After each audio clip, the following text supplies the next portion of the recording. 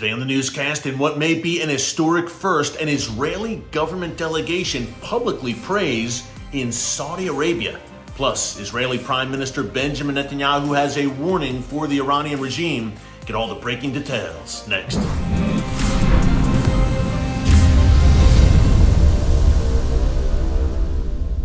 Hey folks, Erick Stakelbeck here. Welcome to the Watchman Newscast. As you can see, we are not on the usual Watchman set. We're getting some studio renovations done this week, so we're coming to you in the meantime, just down and dirty here from my phone. But at the end of the day, you're not here for the bells and whistles. You are here for the content. So let's get into it. Breaking news, an Israeli government delegation in Saudi Arabia right now, the second such delegation in the past 2 weeks alone. Folks, that in and of itself is historic, but the breaking development that we led with is that, yes, this Israeli government delegation publicly, and they were unashamed, prayed in Saudi Arabia to mark the Sukkot holiday. Now, folks, this was historic. To my knowledge, we've never had an Israeli government delegation publicly pray in Saudi Arabia, number one. And number two, to have a delegation in Saudi Arabia at all from Israel is obviously a massive, massive development. As I mentioned, the second such delegation in the past 2 weeks. What does this mean? Is this prophetic, by the way? Does this have prophetic implications? And what does this mean going forward? This was really a public show to the world of Israel and Saudi Arabia coming closer and closer together, close apparently to normalizing relations with Saudi Arabia joining the Abraham Accords. The Iranian regime is none too happy about it. They're already laying the groundwork and threatening Saudi Arabia and Israel and making their displeasure known. I shouldn't say outright threatening Saudi Arabia, but let's just say making their displeasure known very strongly. And Israeli Prime Minister Benjamin Netanyahu has responded to the Iranian regime over this rhetoric surrounding that Israel-Saudi normalization. We've got a lot to talk about, no doubt. Before we get into it, just a quick reminder, if you have not yet subscribed to the channel, hey, be sure to subscribe to the Watchman News channel right here on YouTube and click the notification bell so you get alerts every time a new video is posted. Folks, we are fast approaching, just a few hundred subscribers away from the 700,000 subscriber mark. Hard to believe. All glory to God, and a big thanks to all of our subscribers, our watchmen and women on the wall who are with us here every single day on the channel. We'd love to have you here. Join us here, I should say. So be sure to subscribe. We would really, truly appreciate that. And hey, with so much happening in the world's most chaotic and strategic region, the Middle East, you need to be here for our daily updates so you really have a handle on what's going on, because what happens in the Middle East does not stay in the Middle East. It will profoundly affect all of us, no matter where we live. And by the way, we're not only covering Middle East here on the Watchman News channel, we're talking Russia, China, North Korea, things happening in the United States, the Great Reset, the rise of AI, digital currency, Bible prophecy, all of these topics right here on the Watchman News channel. Okay, one of those topics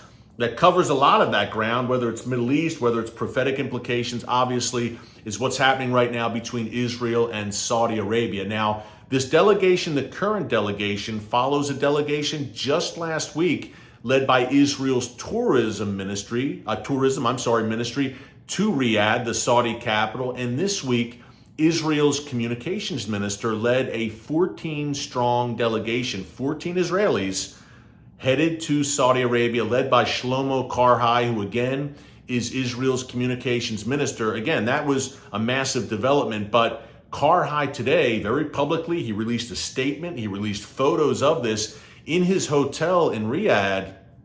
There was a minyan, which means there were at least 10 Jewish men together praying, marking Sukkot, also known as the Feast of Tabernacles, as Israel's high holiday season draws to a close. It ends this Friday, October 6th. Sukkot is a fun one. If you've been in Israel during this time of year, everyone has their booths set up and their makeshift tabernacles. It's a lot, some not so makeshift. You have some pretty elaborate tabernacles throughout the land of Israel during this time of year. It's a fun time, a festive time. And Shlomo Karhi kept that festivity going in Saudi Arabia. Again, unashamed. And I say that in the most positive way, folks. They had the prayer, they read from a Torah scroll, and they also wore Jewish prayer shawls, the whole 9 yards, marking Sukkot, the Feast of Tabernacles, in Saudi Arabia, on Saudi soil, and no objections that we know of by the Saudi kingdom, by the Saudi government. Folks, what a development. Again, 5 years ago, this would have been absolutely unthinkable. Today, that is happening and more, and there is more to come, because I do believe that Saudi Arabia eventually will join the Abraham Accords peace treaties with Israel. Now, Israel's Foreign Minister Eli Cohen believes that may very well occur by early 2024, just a few months away.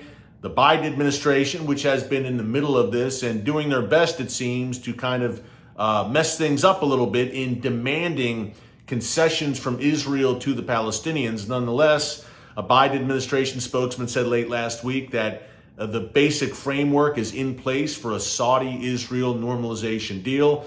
Obviously, Mohammed bin Salman, MBS for short, the Saudi crown prince, told Fox News about 2 weeks ago that, quote, every day a deal grows closer. And Benjamin Netanyahu, the Israeli prime minister, has talked about it often, including when I interviewed him back in December, that yes, Israel is close to forming relations, official relations. Saudi Arabia recognizing the world's one and only Jewish state. Folks, to say this is a momentous development is an understatement. I want to get your thoughts. What do you think? Does this have prophetic implications? I believe that it does. We're going to talk about this tomorrow on our Watchman Newscast live stream between 4 and 5 p.m. Eastern Time right here on the channel. Be sure to join us live and bring your questions for our Q&A session. We're going to talk about that and some major developments on and around the Temple Mount. Folks, God is moving and Jerusalem is at the center of his prophetic plan. And I believe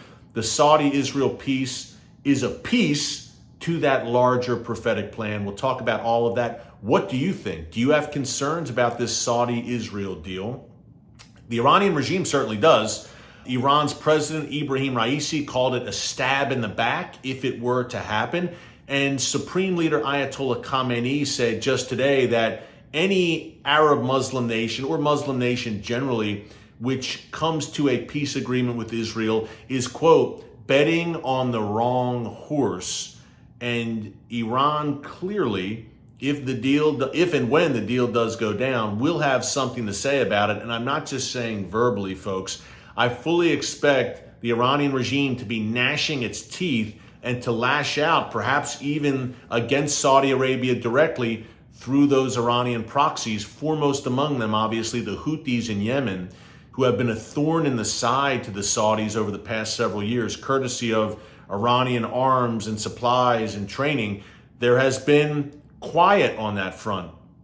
As of late, does Iran dash that quiet, so to speak, and employ the Houthis against the Saudis once again, if and when this deal with Israel happens? Remember, Saudi Arabia and Iran normalized relations in March 2023. And folks, I've called this a non-aggression pact, meaning the Saudis made peace, so to speak, with Iran after 7 years of zero diplomatic relations. The two nations were at loggerheads, the Shia superpower, Iran, and the nation that considers itself the standard bearer for Sunni Islam, Saudi Arabia. But a non-aggression pact, I've called it, in that Saudi Arabia felt the heat. They frankly made that deal with Iran, in my view, out of a position of weakness. The Saudis looked across the Persian Gulf, saw Iran racing for the bomb, saw Iran building up its proxies that are surrounding Saudi Arabia, looked at the United States, saw an unfriendly Biden administration, a weakened Biden administration that has weakened America on the world stage, and looked to Israel and saw a lot of political disarray and disunity there. And the Saudis felt that their backs were against the wall. So they basically said to Iran, look, don't attack us and we won't stir up any trouble with you. That does not mean it's a long-lasting pact with Iran. It doesn't mean it's a strong pact with Iran. Again, I've looked at that as a temporary non-aggression pact, at least from the Saudis' point of view. By the way, as we close, Israeli Prime Minister Benjamin Netanyahu hit back at Iran today and said, look, in a fiery response, nothing you can say or do will stop this coming peace treaty between Israel and Saudi Arabia. It's coming whether you like it or not. And hey, you may want to stir things up, but we will respond. So folks, things are heating up. Fasten your seatbelts.